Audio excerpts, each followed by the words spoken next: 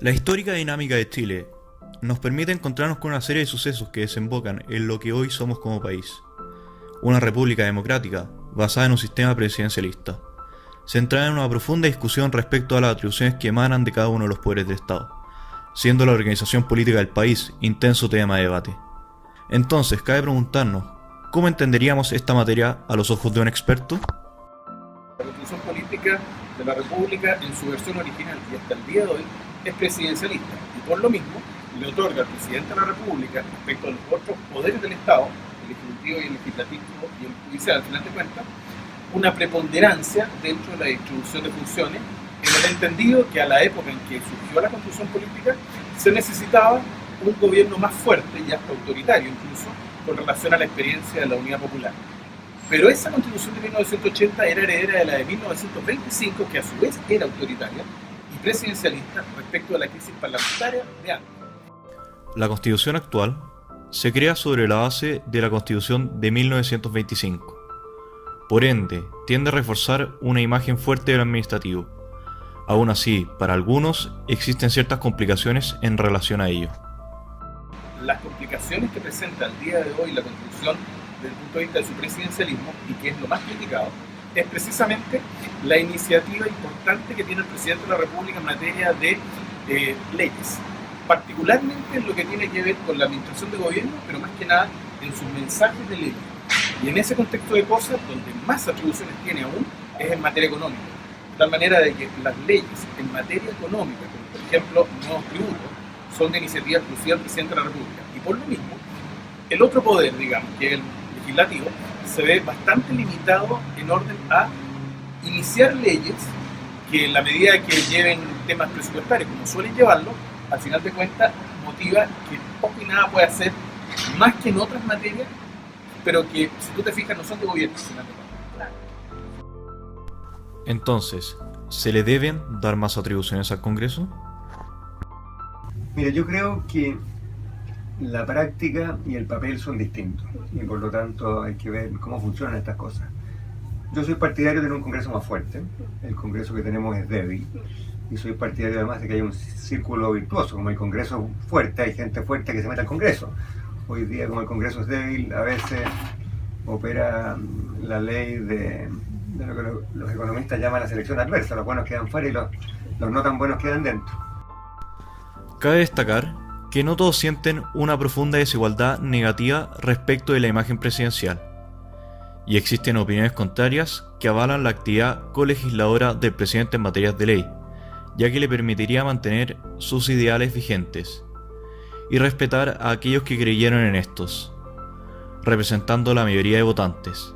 Y al pensar en ello, nos surge la inquietud sobre si debería tener más atribuciones el Senado.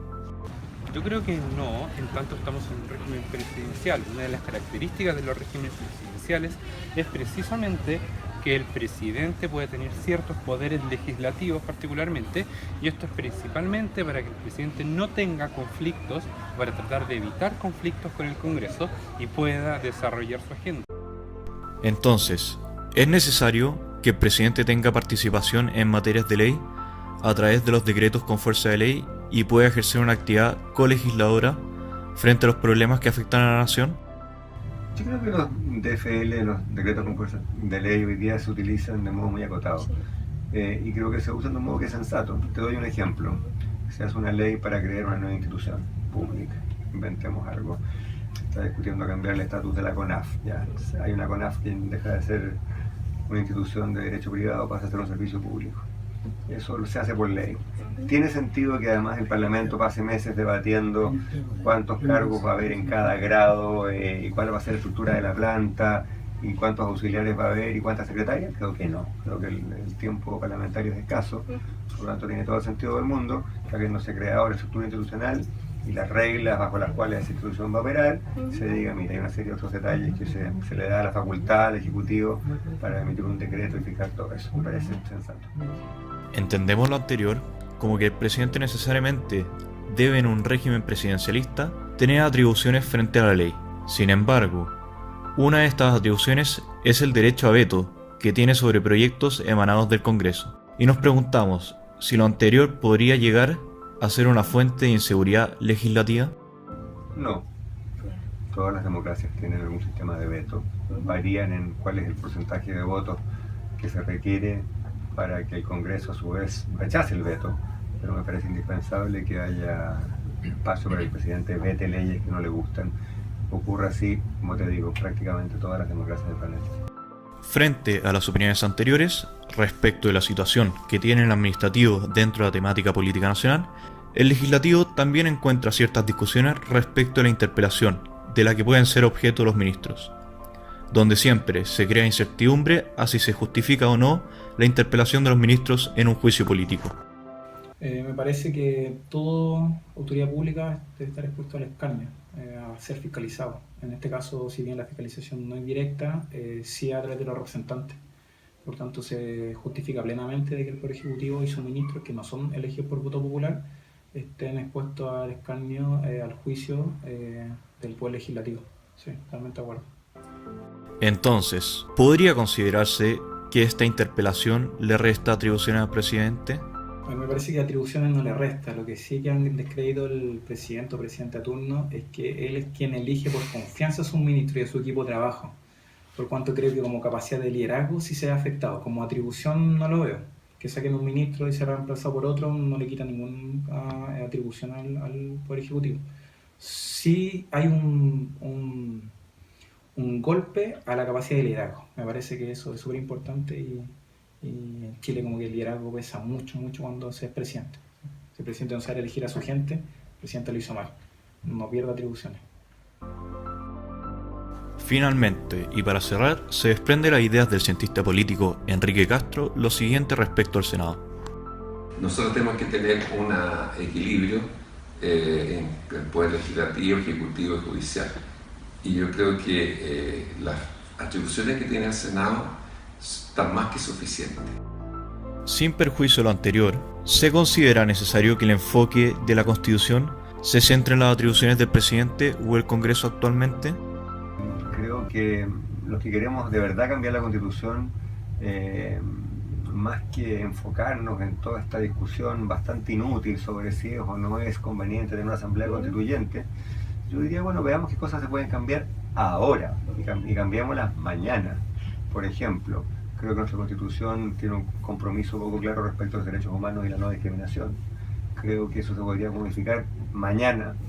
En Chile debería haber más poder económico y especialmente poder político para las regiones y los intendentes se deberían elegir democráticamente. Eso se podría modificar mañana y así sucesivamente. Hay cosas urgentes que podríamos cambiar en pocos días.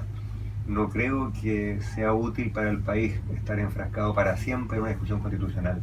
Y de hecho, si tú miras en las encuestas cuáles son las prioridades ciudadanas, creo que una nueva constitución va a lugar 40. Cosas mucho más urgentes y mucho más indispensables. En relación a lo anterior, ¿sería viable entonces un sistema semipresidencialista? Tengo sentimientos encontrados. Yo sé que mucha gente lo ha propuesto, sé que tiene ventajas, pero creo que también tiene desventajas. Entre otras cosas, la política no solamente es reglas, también es cultura. Nuestra cultura no sé cómo procesaría la idea de un sistema semipresidencial. Te soy bien franco, a mí no me gustan las soluciones en general semi.